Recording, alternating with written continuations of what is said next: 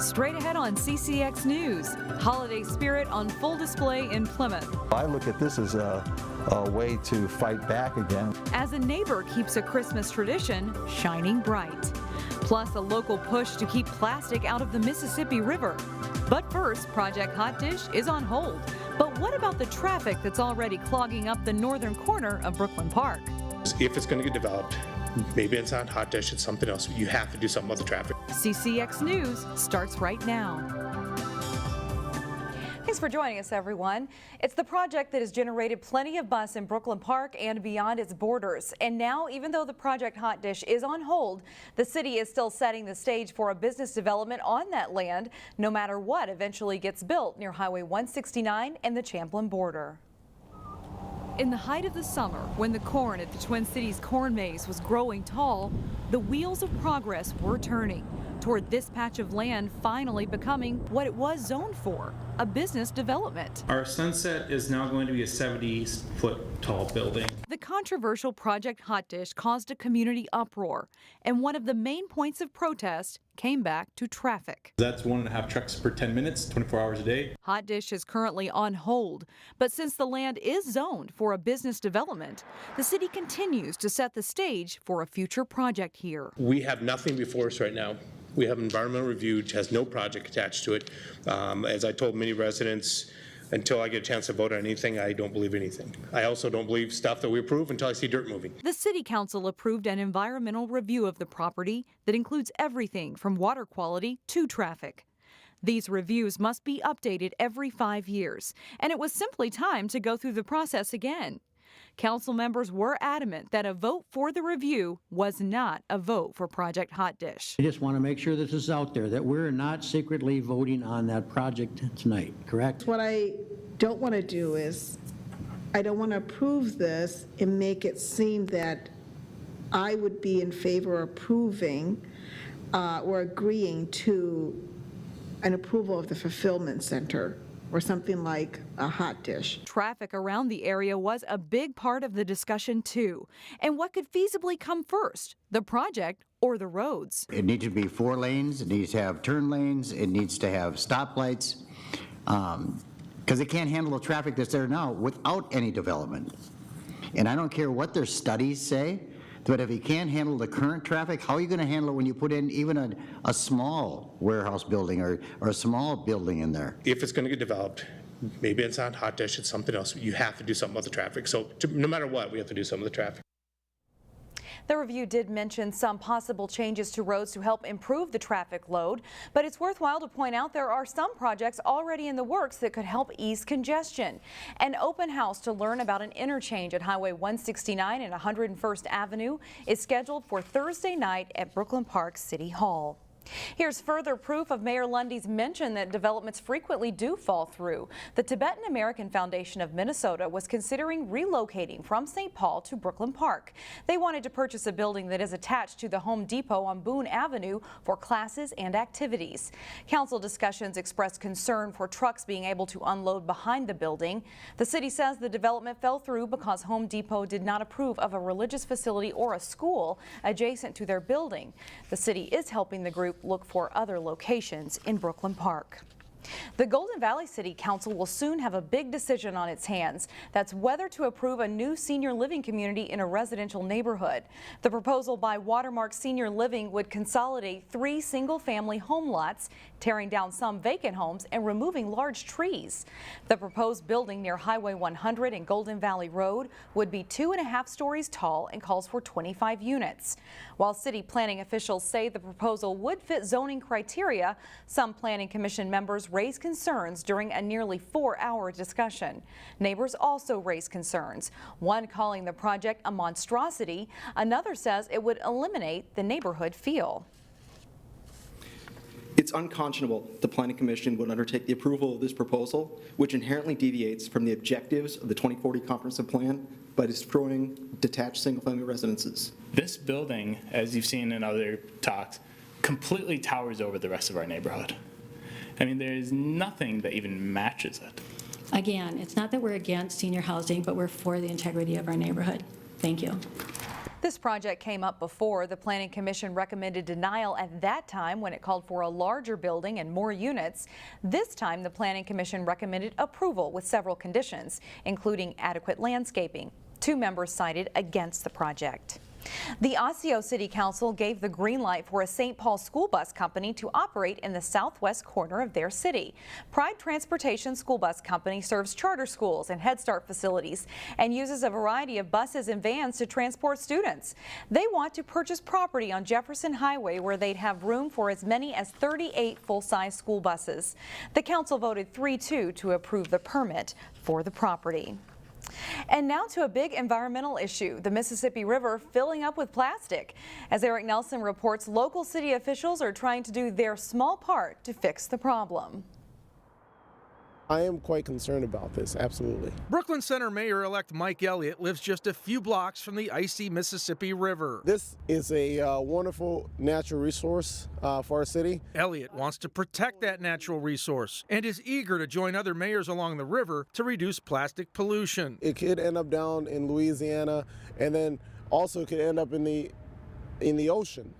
Right, which impacts all of us. The mighty Mississippi is morphing into the plastic Mississippi. Approximately 40% of plastic debris in the Gulf comes from the river. The Mississippi River Cities and Towns Initiative wants to cut that number to 20% by 2020. This plastic ends up polluting the river. It breaks down, but not completely.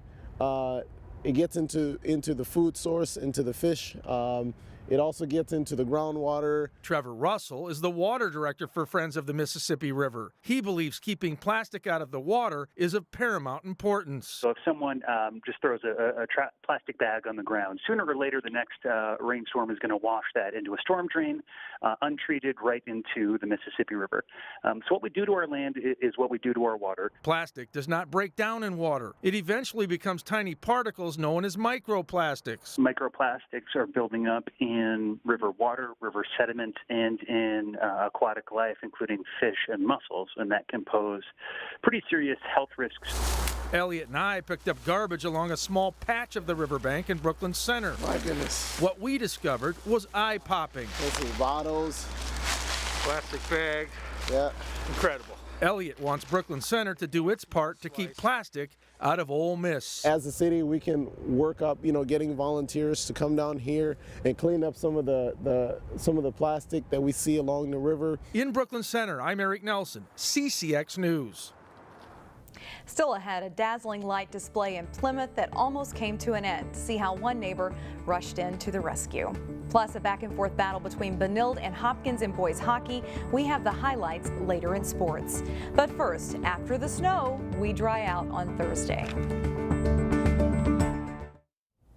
A holiday tradition in Plymouth shines on for another year. 2017 was supposed to be the final year for PD Shimmers, the holiday light display to raise awareness for Parkinson's disease. But as Delane Cleveland reports, a neighbor with some experience in holiday attractions stepped up to help the show go on. If holiday spirit could be measured in lights and music, few places could compete with the Christmas cheer. Merry Christmas. That's on display in this Plymouth neighborhood. This is PD Shimmers. Since 2010, PD Shimmers has dazzled passers-by with a light show synchronized to a soundtrack on FM radio. It's a tradition developed by Mike Justak, who was diagnosed with Parkinson's 14 years ago. All along, the design of the show has reflected a struggle with Parkinson's. 60,000 lights. Each of the show's 60,000 flashing lights are designed to represent the Americans diagnosed with Parkinson's in 2018. As commercial or whatever you want to think of it may be, it has impact. But the fact that the show is even happening this year may come as a surprise to longtime fans. Last year especially, I made the announcement that it was going to be my last year. Maintaining a show of this magnitude while dealing with a neurological disease that affects movement is no easy task. This requires me to go to work 5 hours a day, every day for 30 days straight. And I'm not regimented like that anymore. Yet instead of pulling the plug, Mike found help from one of his neighbors. Matt Dunn. At the end of the season, I knocked on his door and met him, and I said, hey, you know, I do something for Christmas outside my house with Meals on Wheels, and your show is so cool. You know, what if I were to help you with the parts that you're finding to be difficult of the show? But I wanna thank you, baby. Matt already had a display outside of his home comprised of characters from the old Dayton's holiday shows. Yeah, a lot of nostalgia for people. I thought they just think it's fun to come by and see him. So it became a natural collaboration that allowed PD Shimmers to shimmer on, albeit mostly in a different location. And ultimately, Mike still decided to do much of the setup this year after all. So I look at this as a way to fight back again, which is what I've always tried to do. That determination, combined with the kindness of strangers, will help spread the holiday cheer for another season. But the lights represent more than just a season, but they represent people.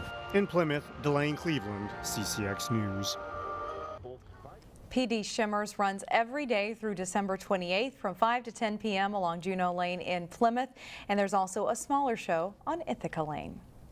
Still ahead, the spirit of giving kicks into high gear with bike repairs. But first, Maple Grove's girls basketball team opens the season with a rematch from last year's section final.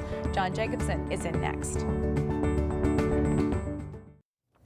Local high school boys hockey teams are getting their season started. Benilde St. Margaret's had its season opener against Hopkins. The Royals 0-2 coming in. Benilde strikes first in this game. Blake Messenberg slides the pass to James Callahan for the goal. A power play tally makes it 1-0. Hopkins answers with a shorthanded goal. Miles Halligan trailing the play knocks it in with 0.5 of a second left in the first period, and it's 1-1. New Royals coach David Bakken sees his team take the lead in the second. Henry Sweeney threads it through traffic for a 5-on-3 power play goal, and it's 3-1 Royals. Benilde surges with 3 unanswered goals, capped by this shorthanded goal by Jonah Mortensen. The Red Knights go up 4-3 after 2. Hopkins isn't done. Sweeney snaps home another power play goal with 6:23 left in the third period to even it up 4-4. Just over a minute later, Charlie Bischel nets the game winner for Benilde, outweighting goalie Zach Hayes. The score, a wild one, and Benilde St. Margaret skates to a 5-4 win over Hopkins. Maple Grove's girls basketball team ended St. Michael-Albertville's season in the Section 8 4A final last winter. Those teams were matched up in the season opener Tuesday at Maple Grove. Late first half, Jordan Lampker, nice pass. Kylie Baranek with a Grove basket. St. Michael's Kate Christensen drives right at the defense and scores. Knights lead 29-27 at halftime. Abby Schulte drives with a left hand, scores for a 1-point Crimson lead early in the second half. Mackenzie Kramer drains the jump shot, and the Knights have the lead back. Schulte then connects with Lampker on a long inbounds pass, and the sophomore scores 2 of her 14 points. Nice steal by the Knights' Jaden Hansen, and she goes in for the hoop in a 49-46 St. Michael-Albertville lead. Hansen drives baseline and scores off the window as STMA pulls away late and wins 57-51. The Crimson play Chaska in the Tip-Off Classic Saturday at Hopkins. At Providence Academy, the Lions played up 2 classes. They hosted Class 4A Minnetonka Tuesday night. Haley Honecker driving and scoring for the Lions. Tonka's Blake Greer answers right back as she bombs a 3. Skippers are up by 4.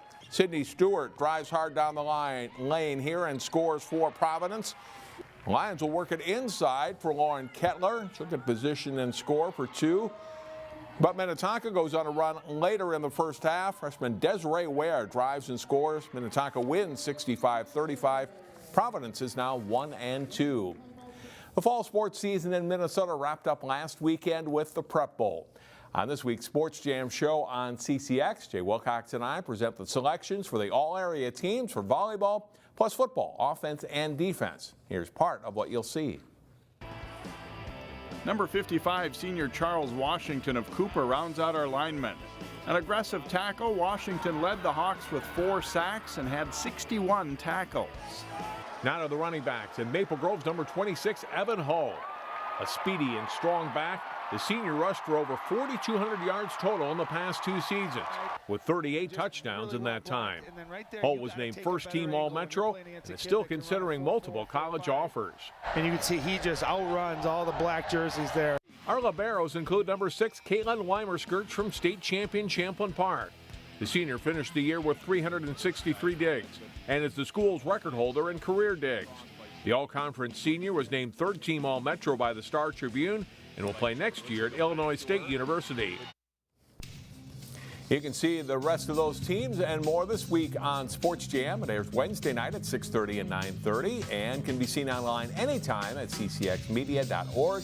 Go to the Sports tab at the top of the page and click on the Sports Jam page. That is it for sports for today. Shannon, back to you. All right, thanks, John. Up next, volunteers in Brooklyn Center are putting the finishing touches on hundreds of bicycles. They are about to make a kid's day, and we'll have that story up next. And finally, a bike donation effort kicks into high gear in Brooklyn Center. Volunteers with the nonprofit Free Bikes for Kids spent Wednesday making sure all the bikes were clean and ready for kids to take home. While it's too late to volunteer or donate a bike this year, there's still a way you can help. The most important thing for us right now to finish our season strong is those financial contributions. It costs $30 to get a bike for a kid with a helmet as well. So we're always looking for help. $30 is almost nothing for one of these bikes. So it changes lives, and we really believe it opens the door to possibility, and kids can do so many things if they just have a bike.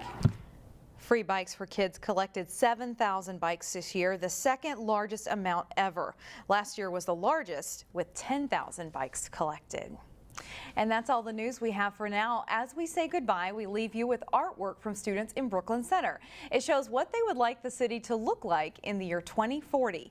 6 entries were chosen as winners and honored at this week's City Council meeting. Here's a look at them with a quote from one of the first place winners, Yang Chayang, who says Brooklyn Center will not be the same or either improve without the help of each member of the community. With love and support given each day, the community will become more safe, secure, and loved. Thank you for that inspiration, Yang, and we will be back with more news on Thursday.